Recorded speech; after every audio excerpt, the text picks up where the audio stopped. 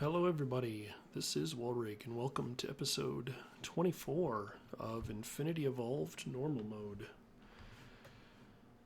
Last time we started our Autocrafting setup, and since then I've gone ahead and added another interface because I ran out of space, or almost did.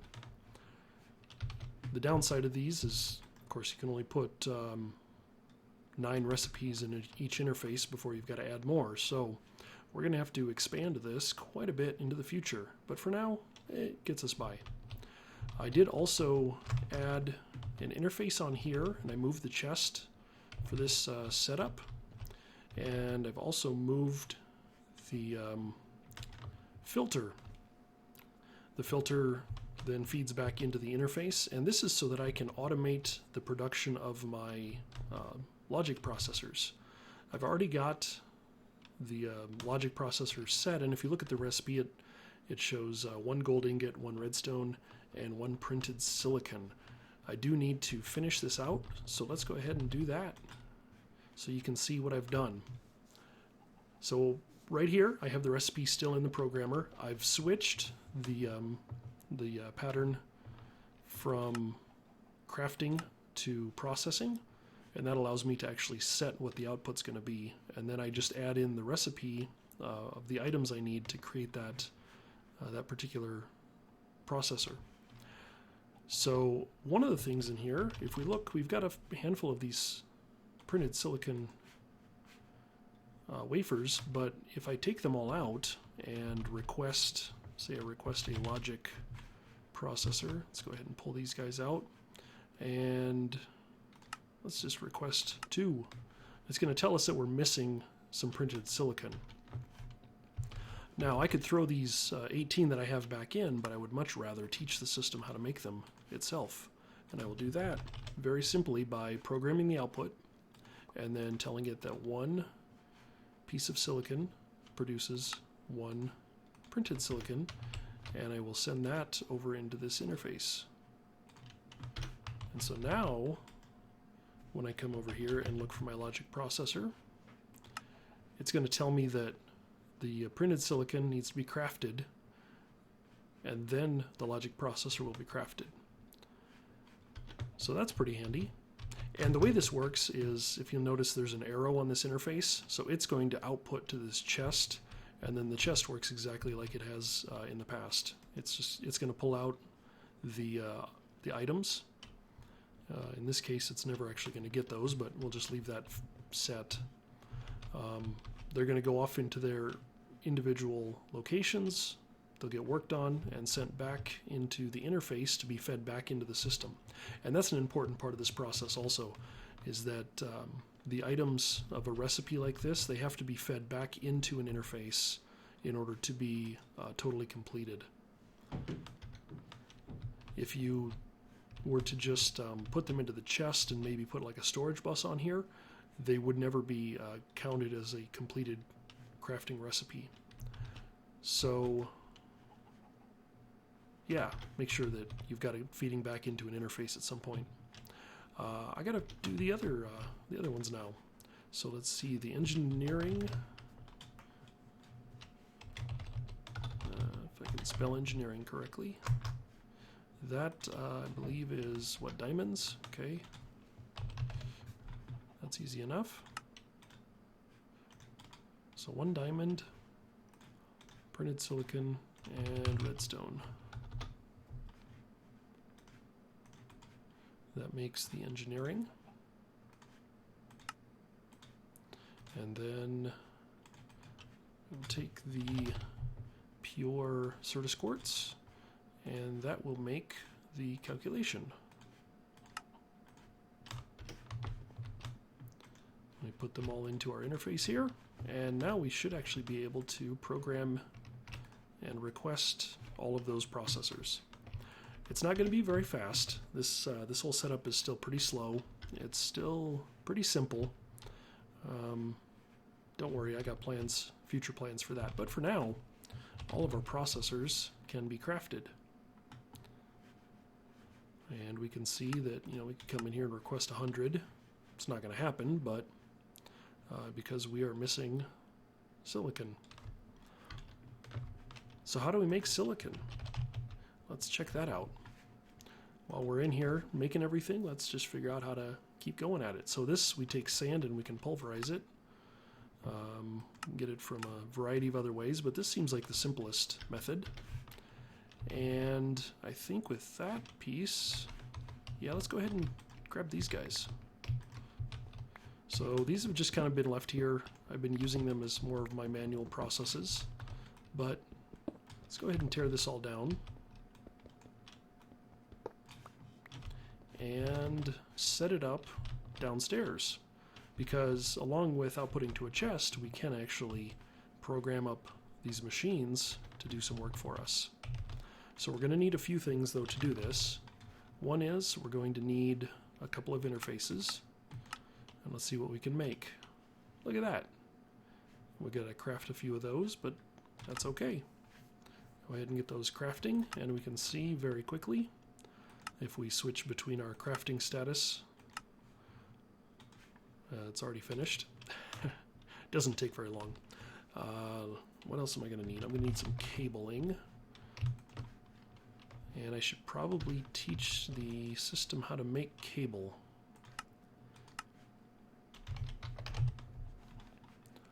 So let's see what we need for glass cable.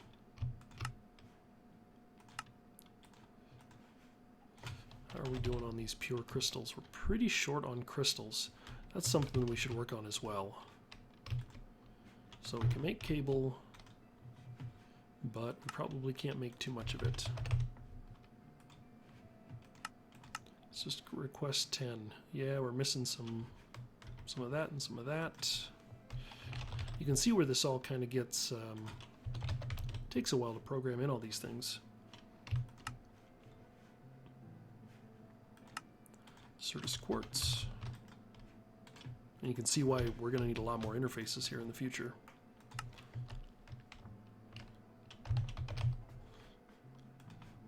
Let's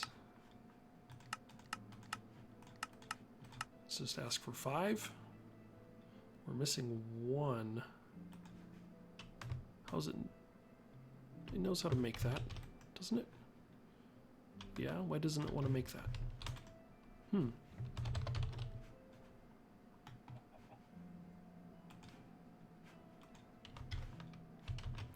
Uh-oh. I think, yes, I believe I have. Let's count.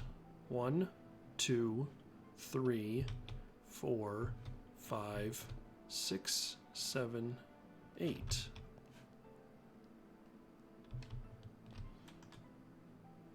This interface does not want to connect for some reason.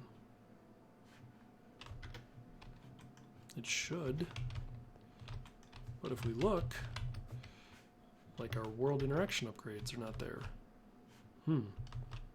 That works. This works. I don't know why it's not showing up.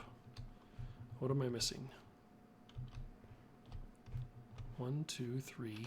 So this molecular assembler doesn't take any channels. It just takes power, but it does pass channels through it.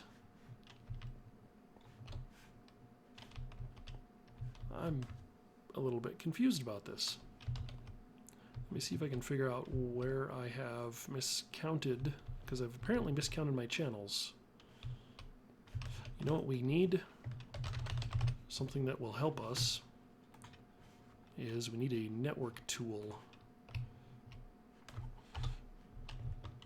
Let's make it with that stuff instead. Do we have? We do. Cool. Network tools. These are handy because if I right-click it on here, it'll show me, first off, it'll show me how much power I'm drawing, which is good to know because our power supply is only giving us 60 RF a tick, so 45 means I'm pretty close. It's showing 3 interfaces installed. 1, 2, 3. It says that they're all in there. It says that guy has power. Well, let's reset him. We can also use the networking tool as a wrench. So let's do that, that, and that. Put those back in there. Weird.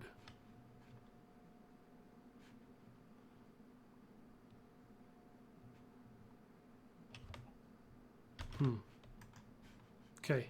Well, let me see if I can figure out what's going on with this, and I will be right back. Okay. Well, I swear that that worked before, but I didn't like it for some reason, so I moved it. Moved the interface up there, which now it has its channels coming directly through the crafting storage processor. And we can see if we go and look for a cable, it's in there. That's where the cable is. So that's working now. And let me just make sure I don't have any... I'll make sure I don't get anything spawning here. It looks kind of dark there, but everything looks good. So let's head downstairs. I want to set this up downstairs because this is kind of where I want to automate my stuff. I do have my crystal growth chamber down here with my lever, so I can turn it on and off, because of course it draws an enormous amount of power. How much, you ask? Well, let's use our network tool. Let's turn it on and right click it. It draws 78, 79, let's call it 80 RF a tick when that guy runs. Yeah, it's a pretty steady draw, seeing as this guy only generates 60 RF a tick. That's not something we want to run continuously, obviously. Anyway, let's find a spot to put some machines. Let's just go over here. Why not? Right here. We're going to grab our two machines. We got our pulverizer and our furnace. And I'm just going to kind of set this up for now in a haphazard way. So I'm going to start with, how do we want to do this? Let's go ahead and use the hoppers. Let's use the hoppers as kind of a buffer. And we're going to program these guys so that their input is on the top and their output is on the back. That's the back, right? Yep. There we go. Go ahead and reset him. Inputs on the top, outputs on the back. And then I'll grab my interface. There we go. Nope, that isn't what I wanted. There we go. And a piece of cable. So we'll go ahead and pop those guys together. Just kind of run this up for now, like so. And let's see what we've got. 1, 2, 3, 4 on this side. 5, 6. Yeah, we can tie these guys in. We're getting a little spaghettied here, but we'll get it all cleaned up later. And then I'll make sure that these are programmed correctly. The interface is generally smart enough to know how to orient and output, but I like to just have it extra clear. The last thing we're going to do is we're going to put an interface down here. Yes? No? Let's bring it forward one. I'm going to put an interface here, and actually we're going to set that guy to output on that side and this guy to output on that side. So this is going to have them outputting directly into that interface. And that's 3. 1, 2, 3, 4, 5, 6, 7. Should be okay. Let's go ahead and see if we got enough to make another smart cable here.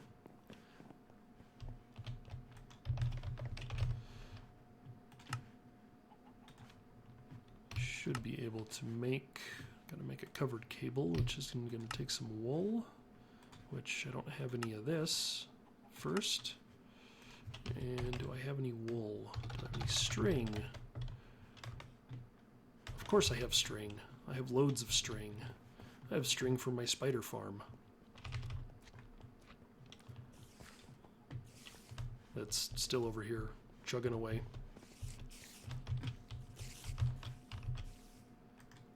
Oh yeah, loads of string. Let's just take a few of these. Something like this. There. Kind of the poor man's wool supply, I guess, but it'll do for now.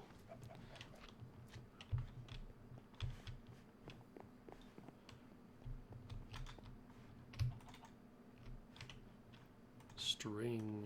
4 string and a pattern makes wool. And now, give ourselves a covered cable and a smart cable. If we come over here, should be able to pop this off, take that off, shuts everything down for a second, and beautiful, 6, perfect. Looks good. Now, the trouble is I need to get some power to those guys. I really should do something about power. I feel like I keep kind of running out of power. Let's see what I can come up with for a power supply here. Because I could use this guy. I'm gonna have to run some cabling somewhere, maybe through the floor. Let me go get some leadstone and get these guys cabled up for power. Okay, I've decided I don't want to steal from my ore production up there for right now. So instead, I'm going to do a little clear out here. Let me just try to figure out how I want to do this. I think about like that should do. And some of this. So I'm going to give these guys their own power generation. Again, it's not going to be great, but it's a start. And I'll change those back to stone here eventually. So 20 RF a tick. Not fantastic. But fortunately these guys were already full. And this guy will start building up. Cool. And of course I can upgrade this so we can see double layer capacitor, octadic capacitor. Gives me more efficiency. Let's see what we can do to make those guys.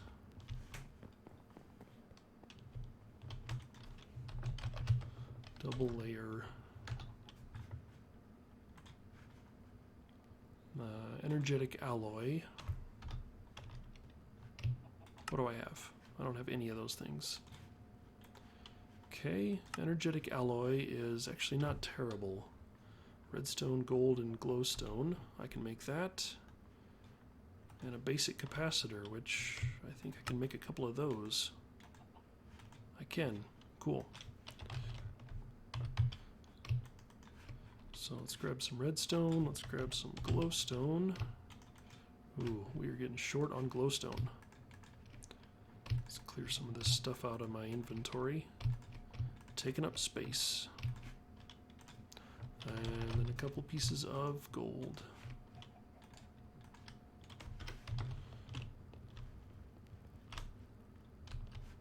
Head on over to this guy. We'll set him to alloy mode. And we'll let these guys cook up. And just like that, we've got ourselves a double layer capacitor. Now the octadic, I don't think I can make yet. I need 2 double layers, I need some vibrant alloy. I could make them if I want to use some ender stones. I don't have a lot of ender stones, so I'm not going to make that right now. But this guy is going to make me slightly more efficient and give me more storage. So now I'm making 40 RF a tick, and I can store 200,000. That's not bad. So what we're going to do here now is, this is a pulverizer, this is our furnace, so we are going to program these interfaces. And I think now is probably a good time to work on an interface terminal. Maybe? Maybe not. No, I'm running short on channels. I've got to be sparing with my channels. We'll make one later.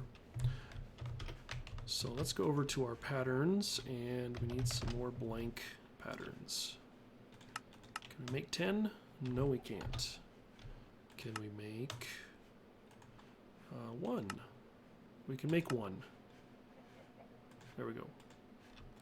And with 1, we will grab some sand and some silicon and change to machine processing mode. And like that, we now have a way of auto-crafting something that uses a machine. So if I go up here now and request some silicon, let's just go ahead and take that out. I see I can craft it. Let's say we need 10. Go ahead and start. And we will watch the crafting recipe. And as you can see, they are crafting. And if we run downstairs real quick, hopefully they're not done yet, we should see that it is in fact running. And it's outputting those into the interface. They're coming in pretty quickly, so you're not going to see them. But just like that, it's done. So that is, very simply, how you interface with the machines. So now I have 2 down there. I have a furnace and a pulverizer that I can program as part of crafting recipes. Now you've got to keep in mind that those machines take time to process, so they're going to basically hold up the whole crafting process, because you have to wait for things to get done before you can go on to the next one, because we only have 1 CPU. We should make more, and this AE system is already getting out of hand, so we should probably do something about that as well. But not right now. Right now, I want power. I need power. Power? I don't know why I typed power. I need a reactor. I've held off long enough. I think it's time to start making a reactor. That's right, I want to get into big reactors. And I think our auto-crafting system here, as anemic as it is going to help us with this process. So let me figure out what I need here to do exactly, and I will be right back. Okay, I think I have an outline. So the mod I'm going to jump into is called big reactors. And as you can see, I've outlined what I'm going to build here. And this is actually a pretty small one. So this is a 5x5x5 reactor that I'm going to build. It's not terribly efficient, but it's not inefficient either. It does pretty well. And yeah, so let's get to building this. And like I said, the auto crafting system here is going to be very helpful in getting us what we need. So the first thing we need to do is make sure we've got plenty of blanks, and I think we were short on some pure crystals. Alright. That means I need to grow some of those. I'm not ready to automate this yet, so let me... I thought I was ready. Let me jump out back and make some more pure crystals, and I will be right back. Okay. We got ourselves some blank patterns, 10 of them. So what do we need to make first? Let's bring up big reactors. And as you can see, there's not a lot of parts here, but we need lots of them. So the first thing we're going to need is reactor casings. And if we look at that, we need some yellorium. Fortunately, we should have quite a bit of that. We also need some of these graphite bars, which are just... charcoal or coal smelted to make graphite bars. So that's easy enough. Let's see what we have for coal. I happen to have a little bit, so we'll go ahead and let's we're going to need to make one by hand first, and and then we will be able to program the system to make these automatically. So let's just make one of these real quick. Shouldn't take but a second. And I should check, I may have actually already had some, yeah, because I've been making them accidentally. So, oh well, I have another one. Coal, so a piece of coal smelted becomes graphite bar. Alright, what else? The other thing, we don't need anything else. So let's go ahead and tell it how to make those. And let's program in these recipes. So that one goes there. This one goes down to the redstone furnace down here. And now we know how to make graphite bars and reactor casings. The other thing we're going to need, if we look, are actually kind of one-offs, and they're made out of reactor casings, so you can see why I need lots of these. I'm going to need a access port. I'm going to need some reactor control rods. I'm going to need some yellorium fuel rods, and I'm going to need a computer port and a controller. So I've done the math on this, and I know that I need, in fact, 94 of these reactor casings. So let's go and make 94. We should be able to, and this is just going to take a little while. So let me come back when these are about finished. So while this guy's working, I just wanted to kind of show some of the downfalls of my autocrafting system right now. Because I only have a single processor, what you'll see is I actually have a two-step process that's happening. So the first thing it's doing is that it's crafting 4 graphite bars, and once it gets 4 graphite bars, then it can make a reactor casing. And so you'll see it kind of switch back and forth between these two. The one that's highlighted green is the current active one. Any of the other ones that are scheduled are in this yellowish tint. So I can actually speed up this process by adding what's called a coprocessor to this crafting unit. So I won't do that right now because I think a coprocessor is probably going to be a little bit out of my reach. Actually, probably not. Let's go ahead and just craft one up real quick and tie him to it. And what we'll see, since this is a multi-block structure, system's going to reset, and I've now lost all of the crafting jobs that were in there. So let's see how many reactor casings we had. We had 72, so let's just queue up another 30 for good measure. And what we should see here is that with that crafting, with that coprocessor, it should bounce back and forth quite a bit quicker.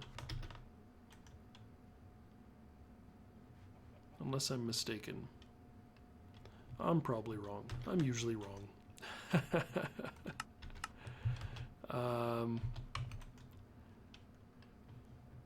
Unless the coprocessor only affects the assembly. Maybe that's what it is. But the coprocessor essentially allows me to do 2 jobs at once. So that shouldn't have to wait. Anyway. It's a thing. I built it. I'm mostly right, but pretty much wrong, like usual. I screw up all the time. It's fine. I'll be right back. Okay, we got a load of reactor casings. Now what do we need to do? Let's see, we need some fuel rods. And again, I've done the math, and I need 9 of these. So I need some more graphite bars. Let's just make, I don't know, about 20 of them. Let them queue up.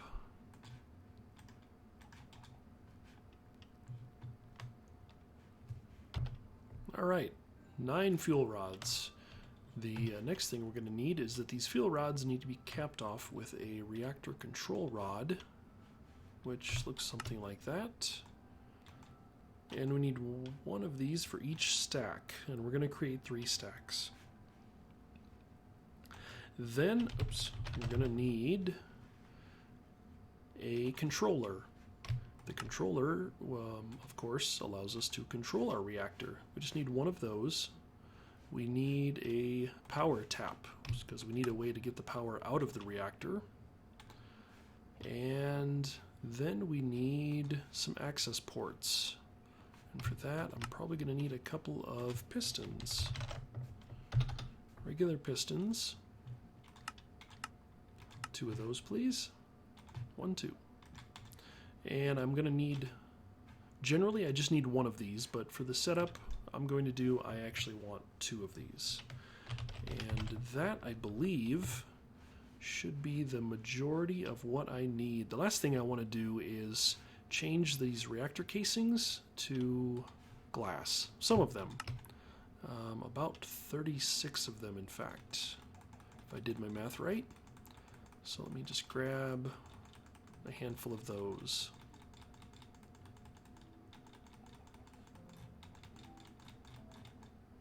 About 36. Perfect. And then the rest should be like so. 40? Does that sound right? I think so. Let's see what we can build. So we're going to go down here, and the first thing we're going to do is we're going to replace all this cobblestone with reactor casing. Just like that.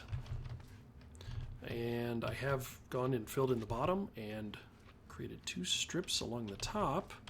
And in this center opening, I'm going to fill in with my reactor control rods. And these are blocks. If you right click on them, you see we can control the fuel rod. So kind of like in a real reactor, you control the reaction via the fuel rod, which are these guys. So we're going to take these and we're going to place them in a row. So we've got 9 fuel rods, or 3 fuel rods, I guess, technically. Each one is only 1. And then, I should say each column is only 1. And then I'm going to fill in the rest of this with glass, with the reactor glass that we made. Because these have to be completely enclosed structures. This is, of course, if you haven't caught on yet, it is a multi-block structure, so it has to be built correctly in order to function. And it's not going to do anything until we place our controller. And like that, you'll see the textures changed, and we have a completed multi-block structure. But I need to improve this slightly. So I need some gold blocks. Unfortunately, I should have quite a bit of gold to do this. I need about 18 gold blocks. And what the gold blocks are going to do for me is they are going to go on the inside of the reactor, and they are going to increase my efficiency of my fuel rods. So I'm just going to place them in like this. The general method of how this works, my understanding of it anyway, is that essentially the casing of the reactor is what generates the power, and the rods are there to essentially heat up the casing. And so by putting in the gold, we are helping to transfer more energy from the rods to the outer casing of the reactor, which is where the power actually gets generated. And then what are we going to do? Well, we need a way to get the power out of the reactor, but we also need a way to get fuel in and waste out. So that's why I've created 2 of these access ports. And actually, I want to put these towards the top.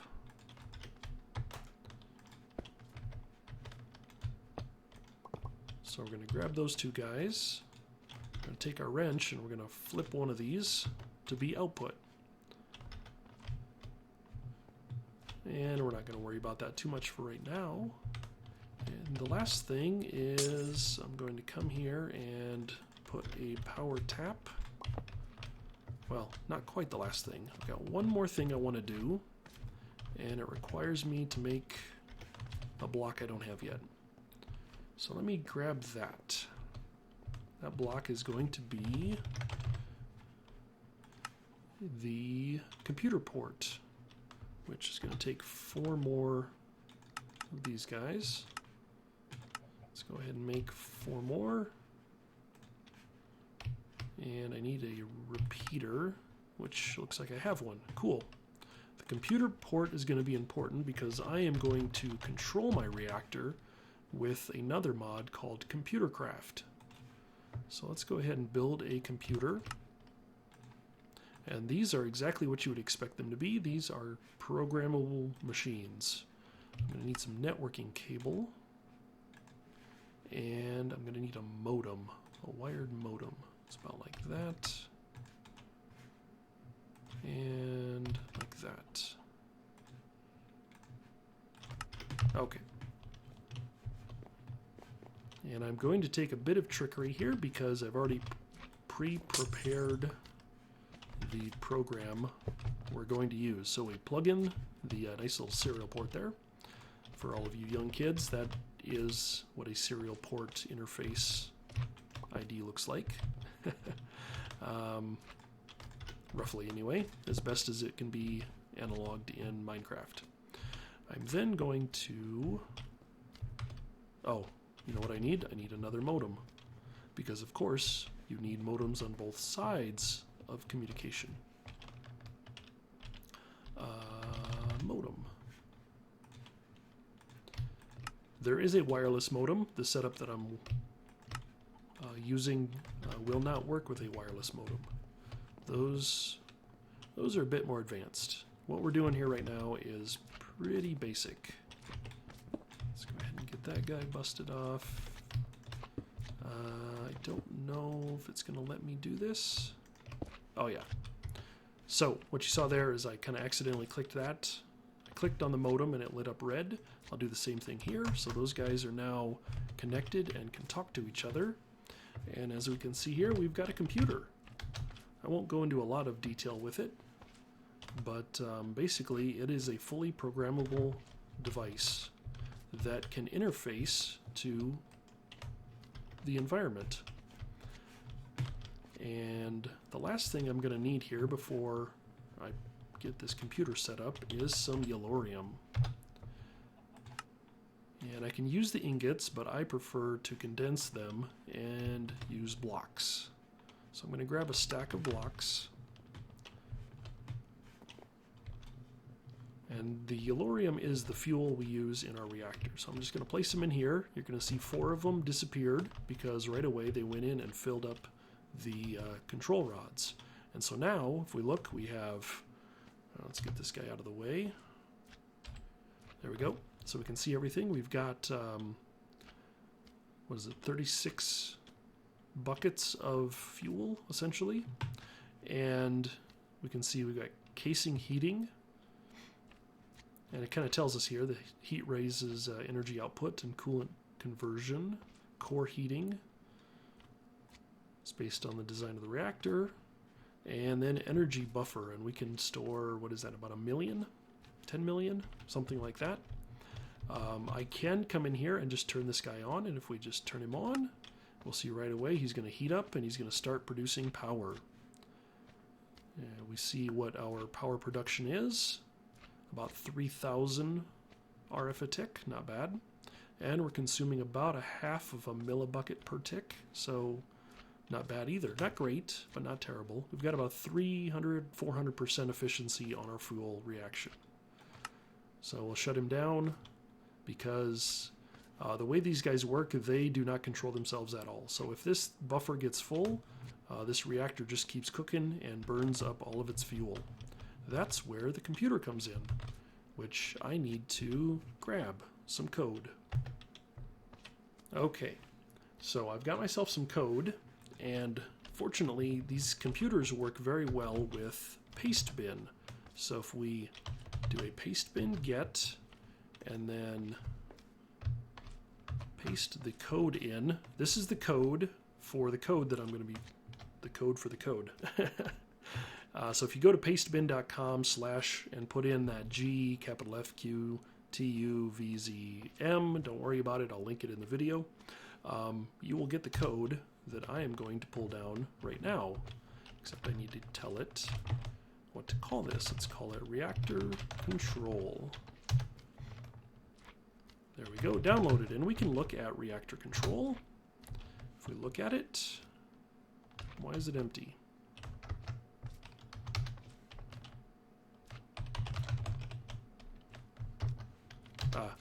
That's why. Haha, there we go. So there's me. Yes, that's my name. This is something I wrote a few years ago. Looks like 2014 was when I first wrote this. A big reactor control program that monitors multiple reactors. The only thing you really need to worry about is essentially nothing. Nothing in this needs to be edited or modified. You can look at the code. I would advise you to look at it in something other than this screen because this is not good for reading code on. The only things we need to do is make sure that we have this reactor or this computer can talk directly to a computer port. I prefer to put it on a modem. The program will essentially look and find things. It will look for the reactors, find up to, I believe, 16 of them, I think is the hard limit. But why you would have that many, I don't know. Anyway, how do we run it? Very simply, we run it like this.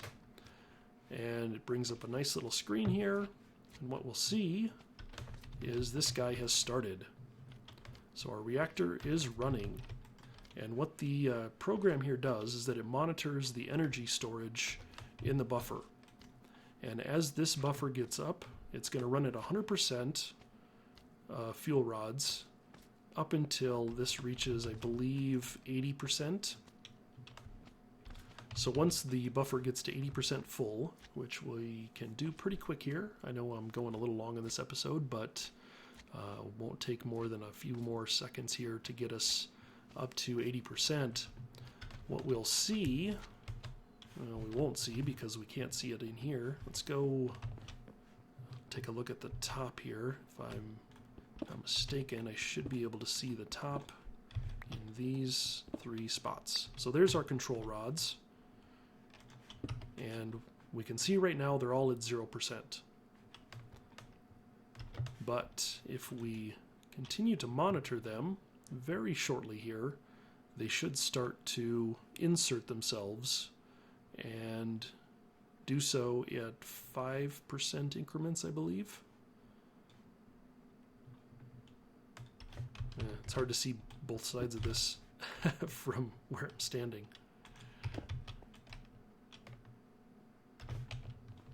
We got to be getting close. We've got to be getting real close. I'm sure by the time I run down here. Yep, I've already crossed it. So what we'll see, this program now says rods are at 10%, 25%, 40%. It's checking every 5 seconds, I believe, if we do the count. Or maybe it's every 3 seconds. 50%. So the rods are inserting, and what that's doing is you'll see our reactivity is slowing down, and our temperature is slowing down as well, because those coolant rods are essentially inserting into there. There's no visual representation of it. It's just all in the control rods up here. But they're being inserted by increments based on the amount of energy buffer that's left. And they should eventually hit 100% insertion, which will effectively stop the reaction. So it turns off the reactor without actually disabling it. And as we can see, we have slowed down 80. So I'm guessing our rods are just about at 100%. Yeah, 95%. And so what this does is this allows the reactor to essentially run itself on autopilot. So there we go. The rods are fully inserted, and we should see our reactions come to a complete stop. The buffer is not 100% full because we don't want it to be 100% full. And if I grab a energy cell, I don't know if I have any. Let's bring our NEI back up here. Let's grab an energy cell. Let's just make a simple leadstone energy cell.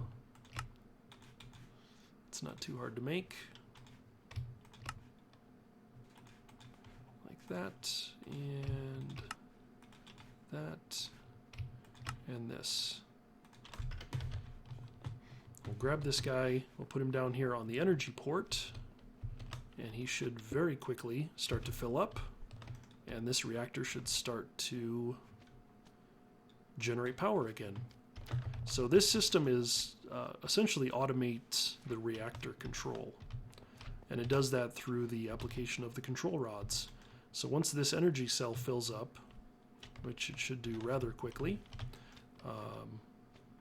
you can see it's really not, let's get this out of the way again, the control rods really aren't changing all that much because we're not putting a huge draw on the system.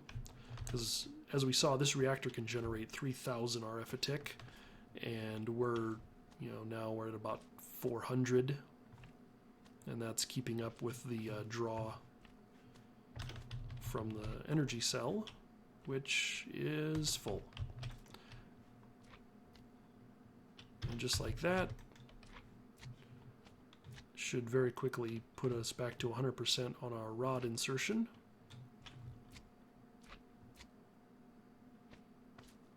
Maybe?